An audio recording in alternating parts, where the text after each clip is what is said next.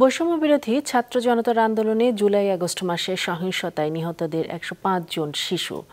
দুপুরে সচিবালয়ে এক ব্রিফিংয়ে মহিলা ও শিশু বিষয়ক উপদেষ্টা এই তথ্য তুলে ধরেন। জানান, নিহত এসব শিশুর পরিবারকে ক্ষতিপূরণ বাবদ ৫০,০০০ টাকা করে দেয়া হবে।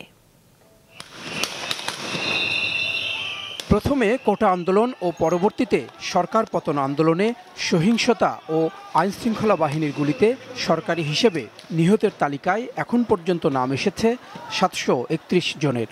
আর বৈষম্য বিরোধী ছাত্র আন্দোলনের সমন্বয়কদের হিসেবে সেই সংখ্যাটি ১৫৮১। আন্দোলন চলাকালে ঘরের ভেতরে থাকা অবস্থায় কিংবা রাস্তায় খেলার সময় ছাত্র জনতার সাথেও প্রাণ হারায় অনেক শিশু, কিন্তু সেই সংখ্যাটা কত তা জানা যায়নি এতদিন। দুপুরে সচিবালয়ে ব্রিফিংয়ে মহিলা ও শিশু বিষয়ক উপদেষ্টা জানান, নিহতদের মধ্যে ১০৫ জনই শিশু।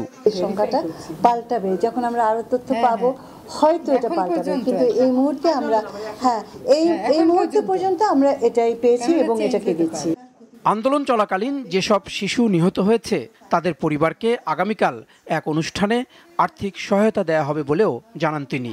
শিশু যারা শহীদ হয়েছে আর শিশু পরিবারগুলো যারা খুব আক্রান্ত হয়েছে তাদের ১০৫ জনকে আমরা কালকে ৫০,০০০ করে টাকা দেব এবং শিশু দিবস উপলক্ষে।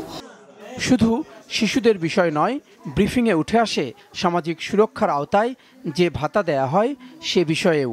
দেশে এই মুহূর্তে ১,২০,০০,০০০ সুবিধাভোগী রয়েছেন, যার মধ্যে ৪৩% তালিকা ত্রুটিপূর্ণ বলে জানিয়েছে বিশ্বব্যাংক।